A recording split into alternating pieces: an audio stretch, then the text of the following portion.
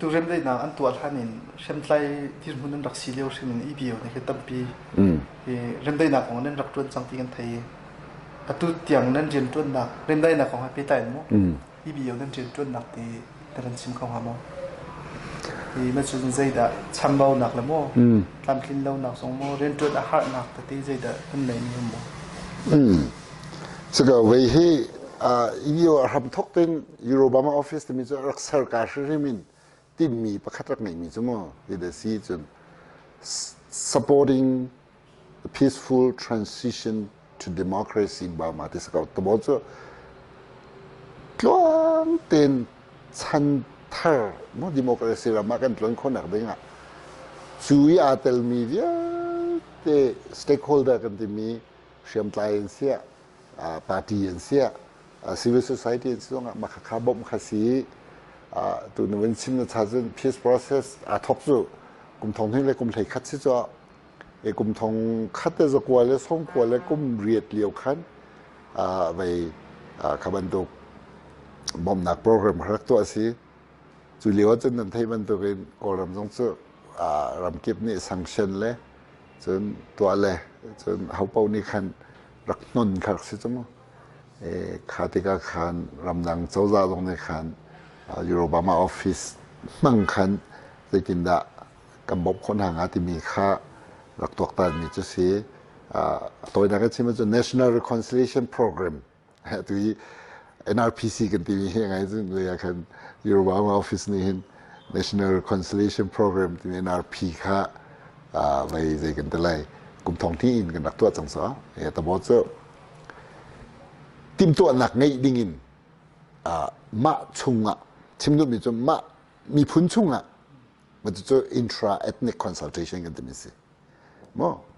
e ma kha ma chunga I chai masalawin zaida kan chopi lai ze ben to kin diversity se te sadu kan thati mi ka I chai masal se chun intra ethnic consultation kan de than ni chu an ma kal lak zonga ka I chai na khingai na se chu hiti chi ma kha for ngai mi lo na tin a fyang ngai mi chu bo ka han kan sim na le dau hi kan rak thleng ngai ko na tin ki kan rak ke thok nak le kan lai phang le tu tiang kan diam hun zo hin ham thok cheu kha chu vai Kawlram chung kan chok rim le ti mi dong khar kum chun cheu khan ni chun ki confederation ti mi style pong san jong chun Kawlram hi kan sala ti mi ro chen na kha be mi cheu khat ni chun tu kan chiman tu federal hi tha biko federal le kan ni o ka hin chun hi vial hi vai atlak bik abigin som riat le kum riat hu rim chun federal hi kol mi pi dong ni abigin le kan talai singak chepol jong ni hin mo federal khan rak pom se hi vai kan cha solution ase kauti hi ruwa mistega sinadin ta chunaga designing federalism ba timika to national reconciliation program tangzu to Dr. Liam Sa khangte ENC nak tun liomo chung ka national reconciliation program zonga to Eugene Yongwe Dr. Liam Sa khang te ban tong hani khan they can delay peaceful coexistence in Burma and designing federalism in Burma, state constitution ti pol kha ta the foundation kha program tampi kan rakbom mi kha kam ma long da kan sile ta ra ya chun tampi kha international NGO nakum lem la e khate khan mi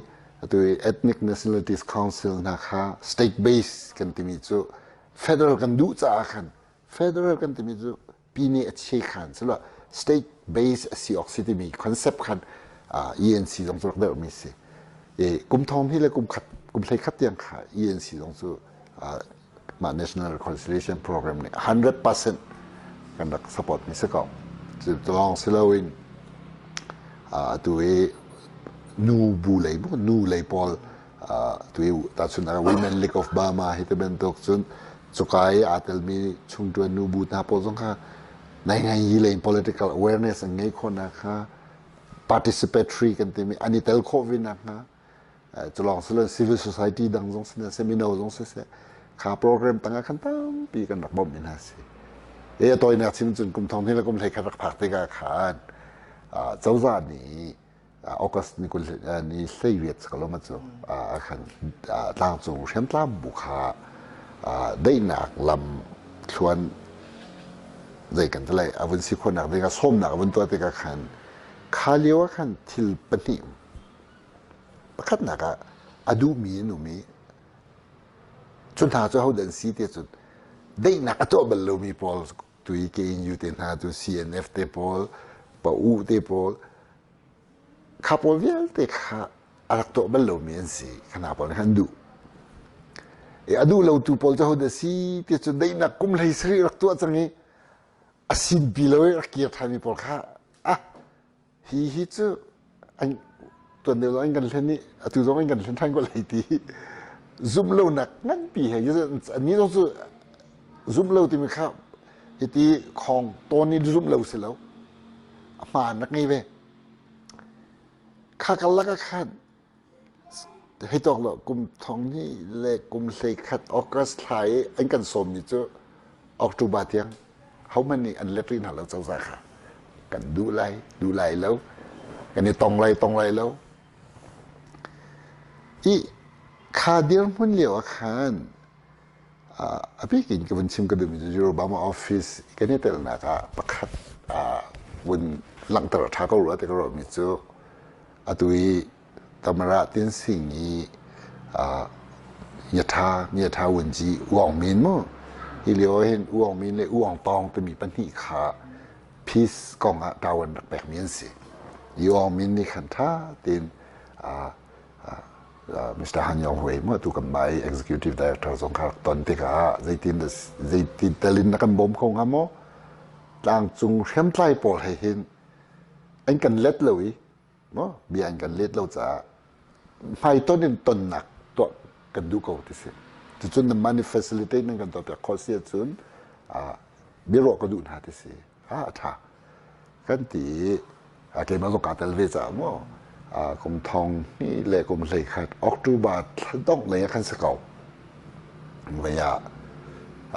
เชียงรายตัวไทยแลนด์ชักเลยเชียงรายอยากเห็น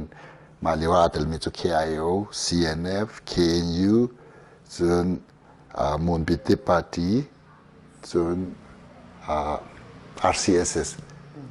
ปรุกันเสียประคับสุขภาพเพียง KNPP อาเติมเป็นเลยอีมาค่าวองมินนี่จะต้นหน้าไปต้นเต็นต้นทะเบียนรถนะ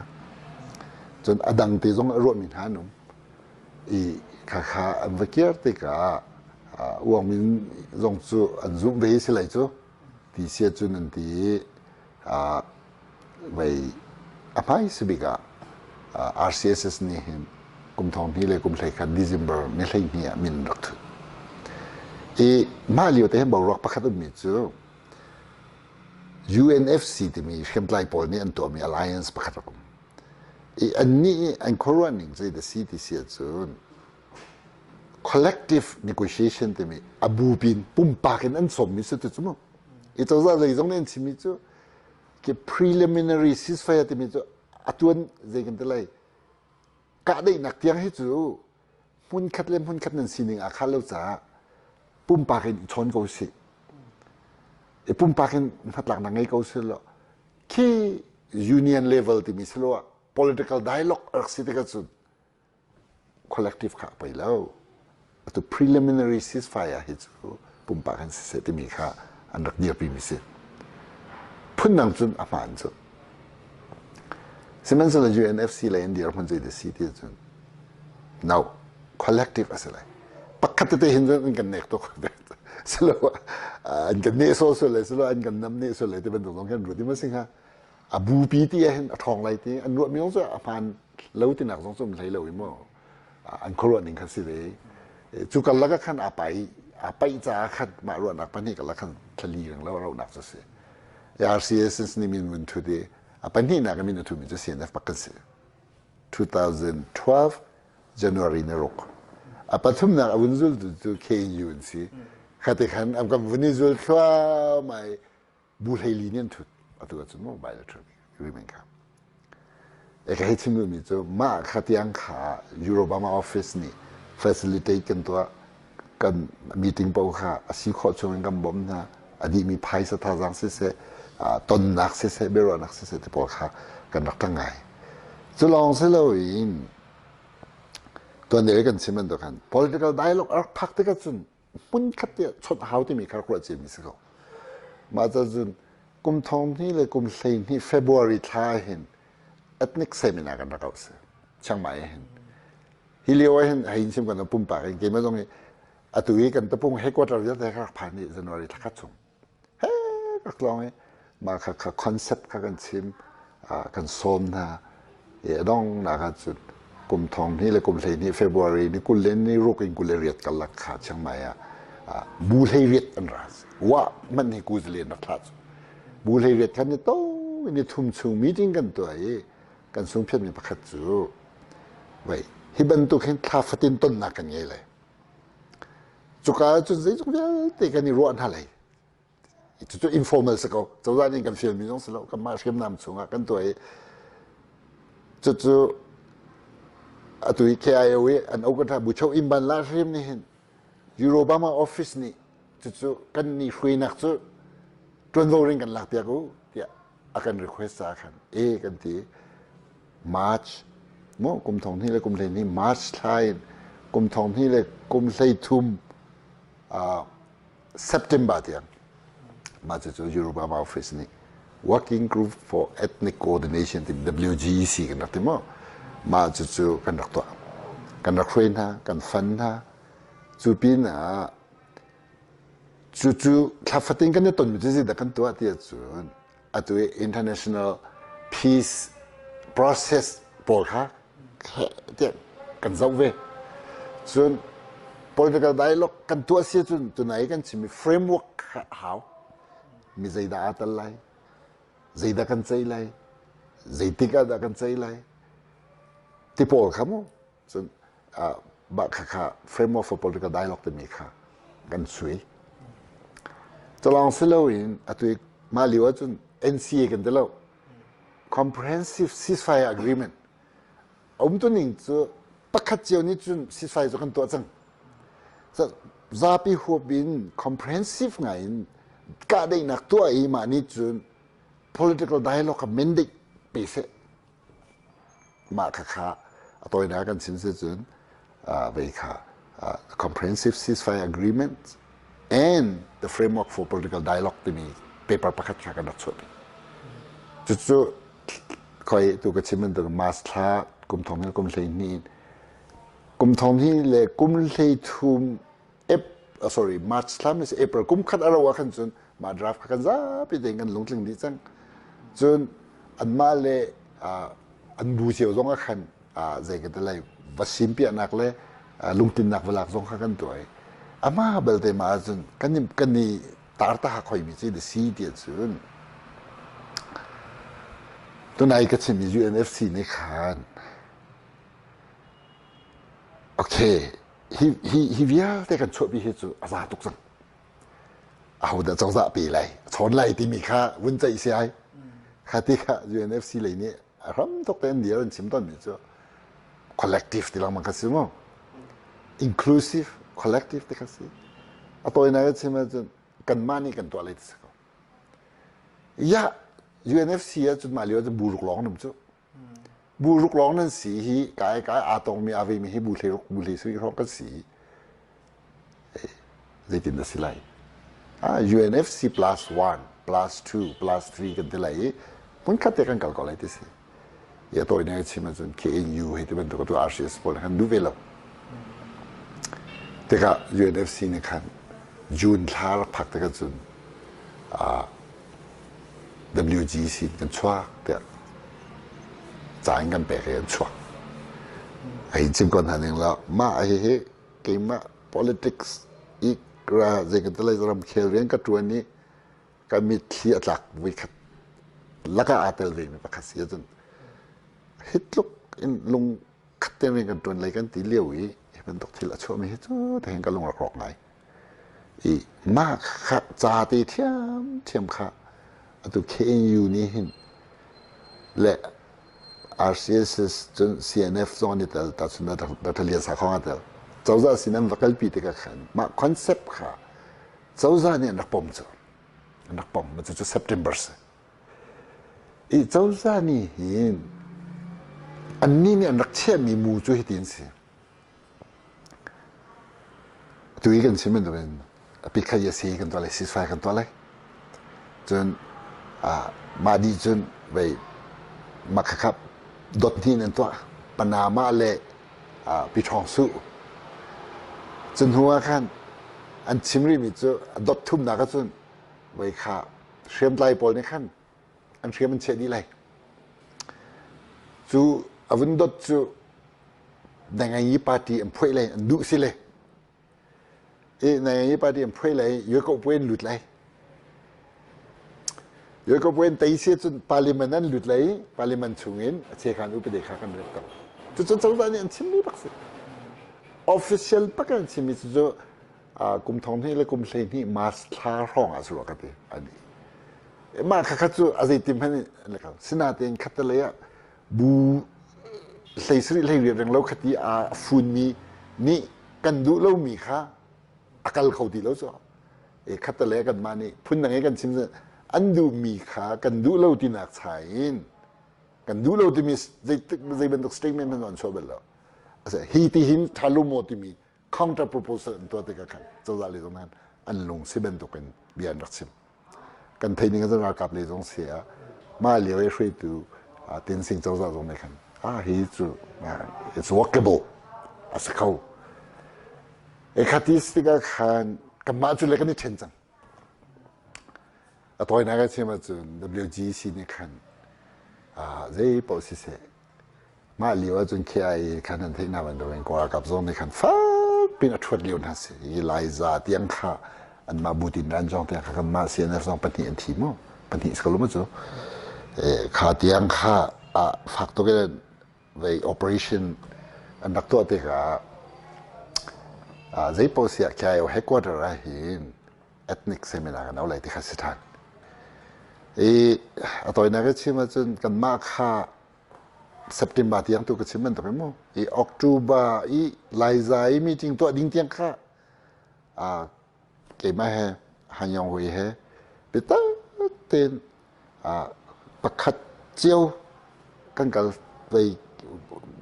เรียกกันตัวเลย WGC มีนินจาไปบุชโยสุกเลยบุชมุตุเนี่ยจะอันที่มีค่ะไลซ่าคอนเฟรนซ์คอนเซปต์ค่ะไปตักเต็งกับว่าปีแต่ตัวนี้ชิมเสียจนทำท่อแก้วนี่ดูเราอันดูเราหนักอร่างจู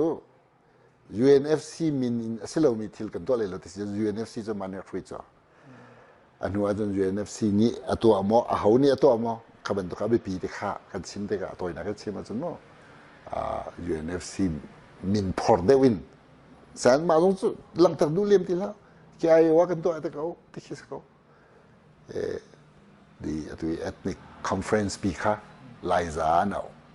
เอามาขัน NCCT ที่มีจ้ะเซลซีมานักกันนี่จ้ะกันนี่แต่ที่แล้วข้าที่ formal process ว่าแต่ข้ากันนี่แต่ที่แล้วตัวนี้ก็ชิมมาจนอารวงตั้มพิมพ์นั้นเขาจะให้ชิมเลี้ยมที่แล้วสันคดี joint negotiation นี่มี NCCT เลยเจ้าจะ UPWC นี่ชนขัดอะไรเรียบร้อยขัดแล้วมาขัดจู่ใจมันไปภายสถาบันกันสิเสไปกันต้นกันบ่มที่หันแล้วนะยูโรบามาออฟฟิศเนี่ยตั้มบิกีกันบ่มมินหันจู่ไปinformal อันนั้นไป framework ตัวเดียวของสิเสจนเชี่ยวขัดบูปอลมั้งบูปอลบ่มเขามีบูนุ่มไปกินเชื่อมจอกหนักเลยบางอย่างที่สุดแล้วpeace process ค่ะเอาวันนี้ทกตักเตะตัวดิ่งมีรักต่ำตัว research team เขาจนใจกันได้เลยอันมารำดังเอ็มมีอันเทียมมีพอสงครามนักเอาอันจานคณะพอเล่นเรียนต้นนักเล่นกลุ่มนักเล่นละใครที่เป็นตัวดังใจกันได้เลยข้าคำบ่มนะจูปีน่ะตัว bilateral ceasefire ที่มีอันทุดเล็กจังกันอันลงทุนนี่ปักเจดสีที่จะเจ้าจ่าเล่รักกับเล่เชื่อมไล่กันละกะเสียสายยุ่งที่มีข้าอันลงวันจริงนะตัวตาสุดนักกันมาเสียเนฟนี่เห็นเสียสายยุ่งปฐุมกันได้ที่ดิม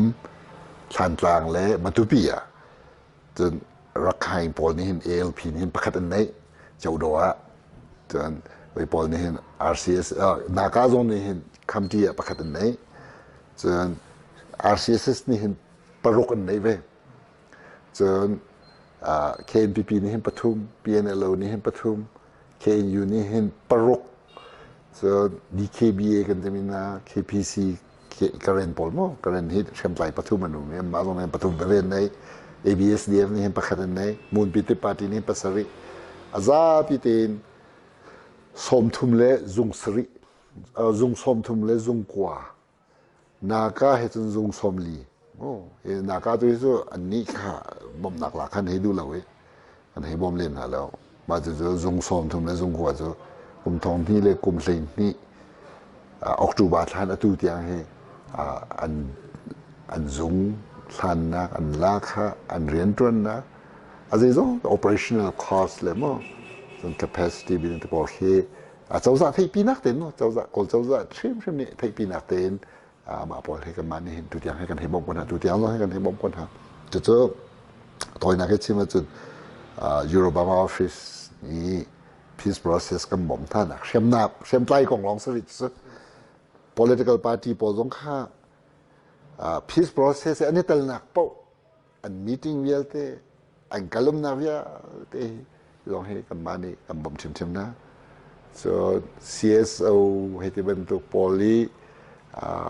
ที่จะลงไปแต่ limited ไงพูดไหนกันสิ่งกัน resource ตำเดียวที่จะขัดสมเรียที่จะ peace process เป็นไรมี